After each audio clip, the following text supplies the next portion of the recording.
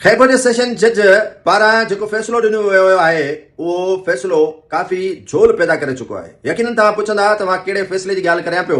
उहो आहे हाज़िर सर्विस पुलिस जे एएसआई बिलावल वसाण खे बेदर्दी सां क़त्ल करण वारो। काफ़ी फ़ैसिले में झोल आहिनि ऐं उन्हनि झोलनि जो तज़किरो करणु ज़रूरी आहे।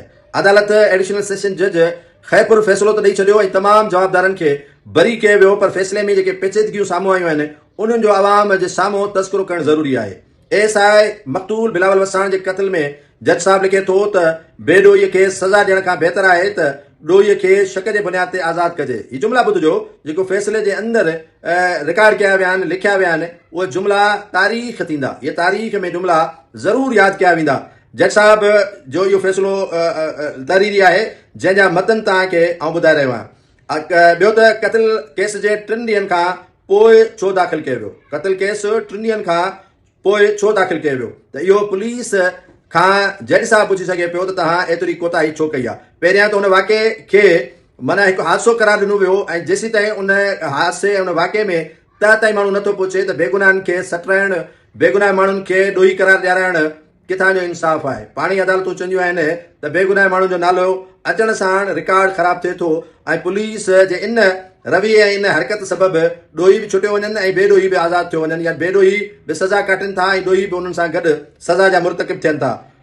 मुख्य जवाबदार ज़ाहिद राजपूत जो जेको बयानु रिकॉर्ड कयो वियो त उन में चवणु आहे हुनजो त नवाब खान वसाण ऐं मंज़ूर हुसैन वसाण असांजो नालो ॾिनो आहे जीअं पेट्रोल पंप मिल्कियत ते कब्ज़ो कयूं। माना हुननि जो इहो आहे त कब्ज़े करण जे लाइ पेट्रोल पंप ते। ॿिए जवाबदार सकलेन शाह बयानु ॾिनो आहे त उनजे वालिद मरहूम मोहिब अली शाह लकारी पीपी ख़िलाफ़ इलेक्शन विड़ी हुई, त पोइ उहा मोहिब अली शाह पीपल्स पार्टीअ जे इन्हनि अॻुवाणनि जे ख़िलाफ़ इलेक्शन विड़ी हुई, छा जो हुनजो नालो आहे। हिकु अॻिते हलूं था ऐं उन करे इंतकामी निशानो बढ़ाए संदसि खे फासायो वियो।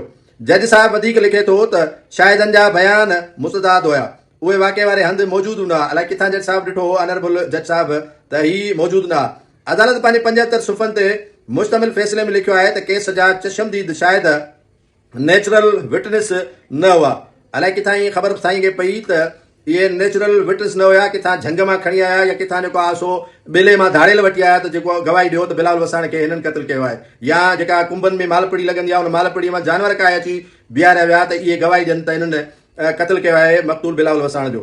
अदालत जो अञा बयानु जेको आहे जिन जे बुनियाद ते बयाननि में वाज़े तज़ाद बिलावल वसाण खे क़त्ल करे लाश साइण वारे केस जो तफ़सीली फ़ैसिलो ॿुधाईंदे 3 जवाबदारनि खे बरी करे छॾियो आहे। अदालत करार ॾिनो आहे त पुलिस ऐं प्रोसिक्यूशन जवाबदारनि ख़िलाफ़ ॾोह साबित करण में मुकमिल नाकाम थी वई।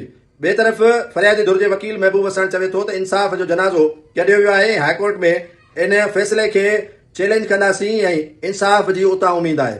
काॾे मोह मरे वञो, काॾे टंडो हलियार, किथे सियासत, किथे पंप, किथे इलेक्शन, किथे विढ़ण।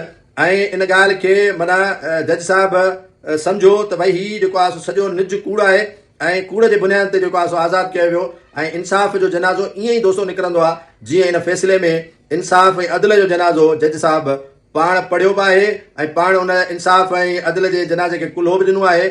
ऐं ऑनरेबल अदालत जो इहो फ़ैसिलो तारीख़ में ज़रूरु लिखियो वेंदो त मक़तूल बिलावल वसाण खे इंसाफ़ त न मिलियो, पर उन जे ईंदड़ फ़ैसिले में उन सां वॾी नाइंसाफ़ी कई वई।